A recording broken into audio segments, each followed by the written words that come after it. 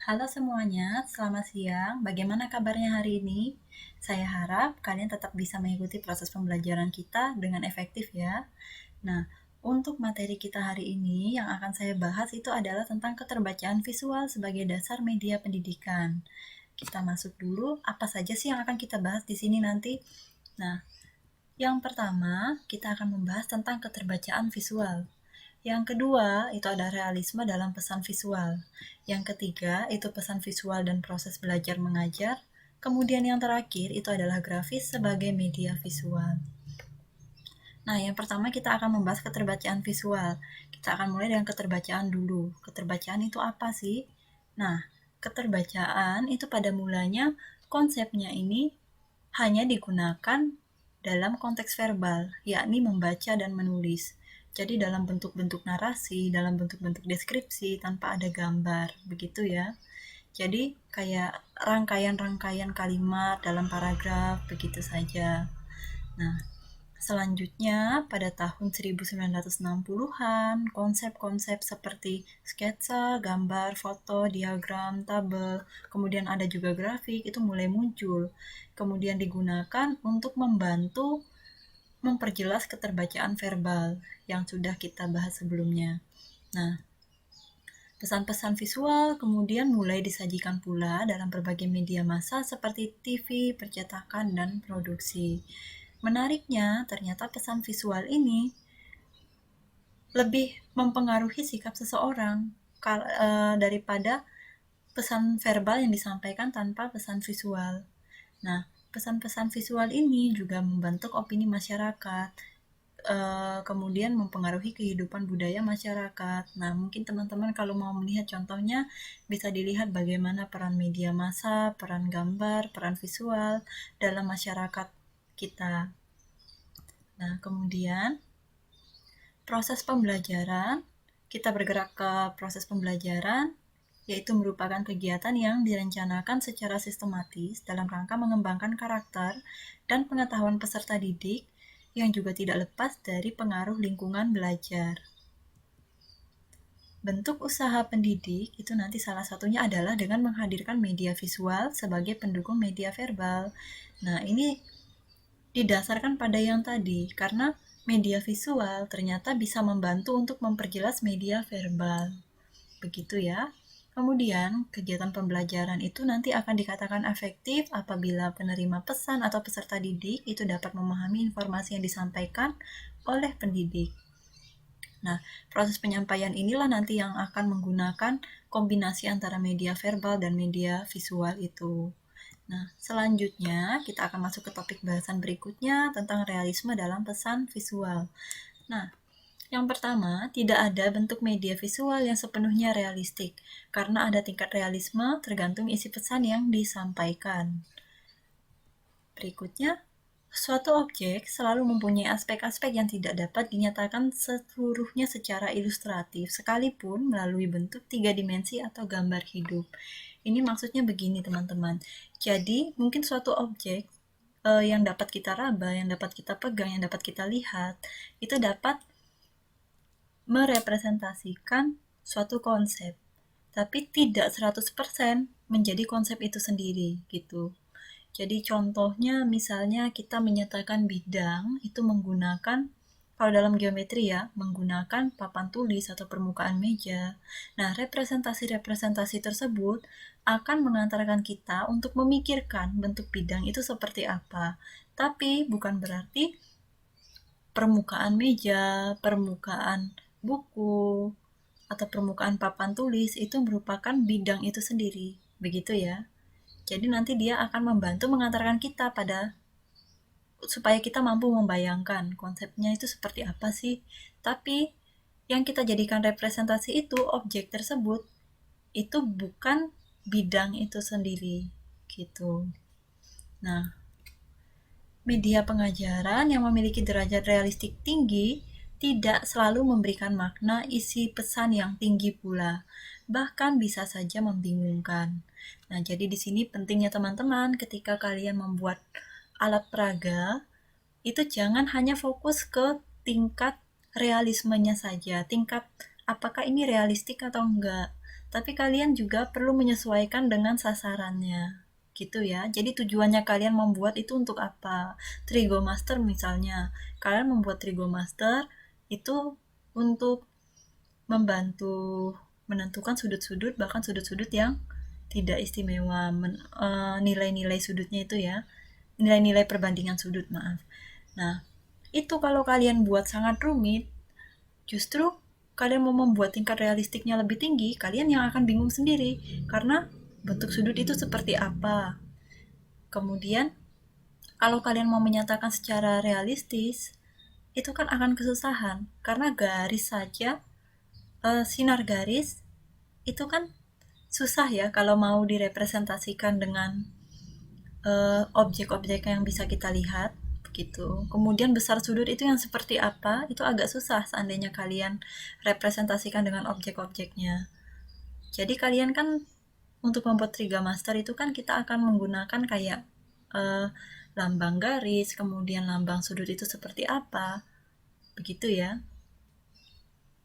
Nah, hal ini mengartikan bahwa visualisasi objek dan kejadian sebagai media pembelajaran itu tidak ditentukan oleh derajat realistik, melainkan tergantung pada tujuan dan isi pesan yang harus dipelajari. Begitu ya teman-teman. Jadi dalam membuat, nanti kalau teman-teman membuat alat peraga, tujuannya dulu yang kalian cari. Tujuan pembelajaran ini untuk apa sih? Gitu ya. Baru kemudian kalian mengembangkan media berdasarkan tujuan tersebut. Selanjutnya, pesan visual yang paling sederhana, praktis, mudah dibuat, dan banyak diminati peserta didik pada jenjang dasar itu biasanya adalah gambar, terlebih gambar berwarna. Karena di sini memang terkait dengan saraf-saraf motoriknya anak-anak ya, sehingga kan memang kalau kalian lihat anak-anak sebagian besar kan suka yang warna-warni, karena itu bisa menarik perhatian mereka. Begitu. Nah, yang perlu diingat di sini, gambar, walaupun gambar itu disenangi oleh anak-anak, belum pasti gambar tersebut membuat proses pembelajaran atau membuat nilai anak itu menjadi lebih bagus. Jadi, eh, tidak ada yang bilang kalau misalnya menggunakan suatu gambar, menggunakan suatu media visual, nanti akan meningkatkan 100% meningkatkan proses pembelajaran, tidak ada. Nah, memang dia tidak akan belum tentu meningkatkan, tapi ketika proses pembelajaran itu menjadi menarik, ketika anak-anak mulai tertarik dengan suatu objek, bisa jadi tidak menutup kemungkinan mereka pun akan ikut tertarik dengan apa yang akan kita sampaikan. Di situ pentingnya media ya. Nah, selanjutnya kita akan masuk kepada pembahasan tentang pesan visual dan proses belajar mengajar. Hal penting untuk dibahas adalah bagaimana pendidik dan peserta didik itu dapat memanfaatkan pesan visual untuk meningkatkan proses belajar dan mengajar. Ini jelas ya, saya rasa. Keterampilan dalam memahami pesan visual itu dapat diartikan sebagai kemampuan menerima dan menyampaikan pesan-pesan visual. Nah, kemampuan menerima pesan visual itu akan mencakup membaca visual secara tepat, memahami makna yang terkandung di dalamnya, menghubungkan unsur-unsur isi pesan visual dengan pesan verbal atau sebaliknya, serta mampu menghayati nilai keindahan visualisasi. Kemampuan menyampaikan pesan visual ini akan mencakup memvisualisasikan makna isi pesan dan menyederhanakan makna dalam bentuk visualisasi. Nah, untuk subbab ini akan ada 3 pembahasan. Yang pertama itu nanti melalui belajar dari pesan visual. Mohon maaf itu harusnya 1 ya teman-teman. Nah, nanti yang kedua itu menyimak pesan visual. Yang ketiga itu mengamati pesan visual.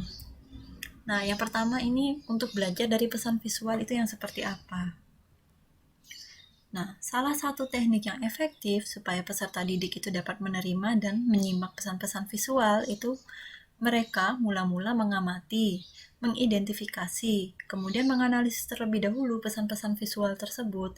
Jadi memang penting teman-teman membuat visual yang sangat menarik supaya apa? Karena awalnya mereka akan mengamati. Nah, mengamati itu kan timbul karena mereka tertarik. Setelah mereka mengamati, kemudian nanti mereka mengidentifikasi, baru mereka menganalisis pesan-pesan visual tersebut. Nah, selanjutnya masuk pada fase integrasi. Kalau yang tadi itu fase diferensiasi, nah, nilai-nilai pesan-pesan tersebut itu dihubungkan dengan keseluruhan pesan visual eh, atau pengalaman-pengalaman belajar yang sebelumnya sudah pernah diterima oleh si pengamat atau peserta didik tersebut. Kemudian nanti akan muncul kesimpulan-kesimpulan tentang pesan-pesan tersebut. Nah, yang nanti di mana kesimpulan-kesimpulan ini akan menghasilkan konsep-konsep baru dalam pemikirannya si peserta didik atau pengamat itu sendiri. Nah, selanjutnya adalah menyimak pesan visual. Nah, peserta didik itu kan menerima pesan-pesan visual, kemudian dalam menerima pesan-pesan visual itu dipengaruhi oleh beberapa faktor. Ada faktor internal dan faktor eksternal. Ada dua faktor yang memang sangat penting, yaitu perkembangan usia anak dan latar belakang budaya yang dia anut.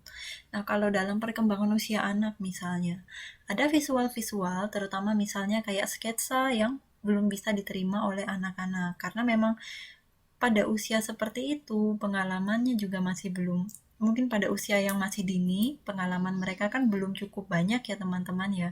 Jadi nanti mungkin ada gambar, ada visual yang mereka tidak mengerti ini apa maksudnya.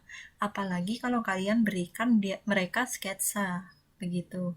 Nanti dipikirnya ini apa, ini gambar apa ini, karena di usia-usia seperti itu kan yang mereka kenal itu adalah objek-objek yang memang ada di depan matanya mereka, yang sudah pernah mereka lihat. Kemudian latar belakang budaya juga mempengaruhi, karena di budaya-budaya tertentu kadang-kadang ada nilai-nilai unik, ada objek-objek yang unik yang tidak pernah ditemukan di budaya-budaya yang lain. Kemudian selain objek, pandangan-pandangan dari budaya-budaya lain, itu kan kadang-kadang ada yang unik, ada yang tidak pernah ditemukan di budaya-budaya lain, begitu ya. Nah, selanjutnya, pesan-pesan visual yang realistik itu dapat membingungkan para peserta didik yang berusia lebih muda. Seperti yang tadi saya sampaikan ya, begitu usianya bertambah, artinya pengalamannya dia akan bertambah. Jadi dia akan lebih mampu memperhatikan secara selektif bentuk penyajian visual yang berdaya guna untuk meningkatkan kemampuan belajarnya yang bersumber dari informasi yang dikehendaki. Ini contohnya, seandainya kalian pada usia 3 tahun disajikan grafik, kalian kan pasti bingung ya, grafik ini apa di usia 3 tahun. Tapi di usia kalian yang sekarang ketika disajikan grafik, kalian ya pasti langsung mengerti ya, maksudnya grafik ini apa, grafik A apa, grafik B itu apa, kenapa warnanya seperti ini. Itu kan kalian lebih mengerti. Tapi ketika kalian menyajikan itu kepada anak-anak, mereka akan lebih suka melihat mungkin warnanya atau bentuknya. Tapi ketika ditanya maknanya apa, mereka tidak akan tahu, gitu ya. Nah, kemudian usia perkembangan anak bisa mempengaruhi penafsiran terhadap penemuan-penemuan artistik dalam menggunakan garis-garis, misalnya sketsa, skema, besaran jarak, dan lain-lain. Nah, ini yang tadi saya jelaskan sebelumnya ya teman-teman ya. Karena pada anak-anak itu biasanya kan objek-objek, anak itu kan berangkatnya pada objek-objek yang mereka lihat di kehidupan sehari-hari. Nah, mereka kan jarang toh melihat, kan tidak ada skema yang bisa berjalan atau garis-garis yang bisa berjalan, itu kan tidak ada ya, begitu. Nah, selanjutnya dalam memperhatikan pesan-pesan visual, para peserta didik itu dipengaruhi juga oleh latar belakang budayanya, itu sudah sangat pasti. Peserta didik yang berasal dari budaya yang berbeda-beda secara individual juga akan menyimak pesan individual yang berbeda-beda, sebab latar belakang budaya bisa dipengaruhi oleh pengalaman belajar yang sebelumnya. Makna terhadap warna pun didasarkan kepada prasangka budaya. Penafsiran manusia terhadap warna ternyata tidak berlaku umum, bahkan kurang universal, terutama untuk nilai-nilai perlambang yang dikenakan berbagai warna tertentu. Ini contohnya ya, ini ya teman-teman ya, pada beberapa kebudayaan itu kan ada warna-warna yang menjadi spesial, menjadi sakral bagi mereka itu ya, ini maksudnya untuk warnanya. Selanjutnya pada proses mengamati pesan visual ini ada Yang pertama, setiap pendidik idealnya memperhatikan bagaimana peserta didiknya mengamati materi grafis dan visual lainnya. Selanjutnya, apa yang mereka lihat di dalamnya akan menentukan apakah yang mereka dapat dari pesan tersebut.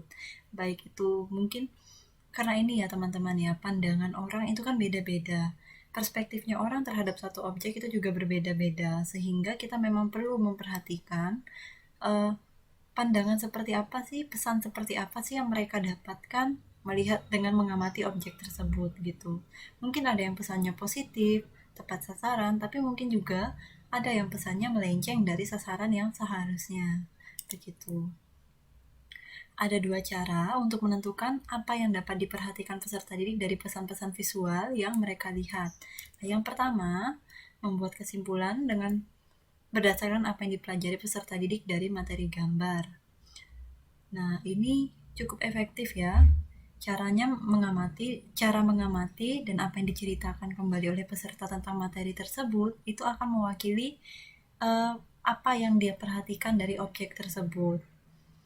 Nah, yang kedua, menentukan pola gerakan-gerakan pengamatan. Nah, ini mungkin akan lebih memakan waktu. Karena apa? Kalian harus mengamati. Kita harus mengamati, jadi reaksinya peserta didik ketika diberikan objek ini tuh seperti apa, begitu. Nah, nanti kedua cara ini, cara mengamati ini, kenapa kita perlu mengamati? Karena nanti kan alat peraga yang kita buat itu ini nanti kan akan terus-menerus diperbarui ya teman-teman ya, sesuai dengan kondisi siswa, kondisi peserta didik, sehingga memang kita memerlukan masukan untuk kedepannya media ini diperbarui seperti apa, begitu ya. Nah, selanjutnya kita masuk ke bagian terakhir tentang grafis sebagai media visual. Nah, Webster, salah satu tokoh ya di dalam pengembangan media, itu mendefinisikan grafik sebagai seni atau ilmu menggambar, terutama diartikan untuk menggambar mekanik. Menggambar mekanik itu maksudnya kayak bagan, sketsa, skema yang seperti itu ya teman-teman. Nah, selanjutnya dalam penerapannya pada media visual, makna grafis berkembang menjadi lebih luas, bukan sekedar gambar saja. Jadi nanti dapat mengkombinasikan fakta, gagasan secara jelas dan kuat itu melalui perpaduan antara ungkapan kata-kata dan gambar. Jadi nanti gambarnya dikombinasikan dengan media verbal. Pengungkapan itu biasanya dalam bentuk sketsa, diagram, atau grafik. Kata-kata dan angka-angka dipergunakan sebagai judul dan penjelas kepada grafik, bagan, diagram, poster, kartun, dan komik. Nah, kemudian sketsa, lambang, dan bahkan foto itu dipergunakan pada media grafis untuk mengartikan fakta, pengertian, dan gagasan yang pada hakikatnya sebagai penyajian grafis. Nah, nilai media grafis itu terletak pada kemampuan dalam menarik perhatian. Peran utamanya adalah memvisualisasikan fakta-fakta dan gagasan-gagasan dalam bentuk yang ringkas dan padat. Berdasarkan penjabaran tersebut, maka media grafis dapat didefinisikan sebagai media yang mengkombinasikan fakta dan gagasan secara jelas, kuat, dan terpadu melalui kombinasi pengungkapan kata-kata dan gambar. Nah, media ini maksudnya media grafis itu sangat tepat untuk tujuan menyampaikan informasi dalam bentuk rangkuman yang dipadatkan. Media grafis yang baik itu hendaknya nanti dapat mengembangkan daya imajinasi atau citra anak didik. Dalam merancang media pengajaran, perlu memperhatikan beberapa patokan ya, antara lain kesederhanaannya, kemudian keterpaduan, penekanan keseimbangan, garis, bentuk, tekstur, ruangan, dan warna. Gitu ya teman-teman. Jadi kesederhanaannya itu maksudnya jangan sampai nanti media visual yang kalian buat bukannya malah memperjelas, tapi malah memperumit, sama seperti yang saya jelaskan kemarin ya. Kemudian keterpaduannya itu cakupannya, materinya itu seperti apa. Kemudian tujuannya, Anda mau menekankan di mana tujuannya. Begitu, keseimbangan, kemudian ada garis, bentuk, tekstur, itu mungkin nanti jangan kebanyakan garisnya atau apa ya, garis yang terlalu banyak atau garis yang terlalu sedikit, tidak imbang, itu kan nanti akan menyebabkan ini ya, kebingungan gitu. Kemudian bentuk, tekstur, ruangan, dan warna. Warna seperti yang tadi kita jelaskan ya sangat mempengaruhi ya teman-teman ya. Oke, sekian materi yang saya sampaikan untuk hari ini. Silahkan nanti teman-teman pelajari lebih lanjut. Kemudian silahkan tugas yang ada di Bella itu silahkan dikerjakan. Sekian dulu dari saya. Terima kasih.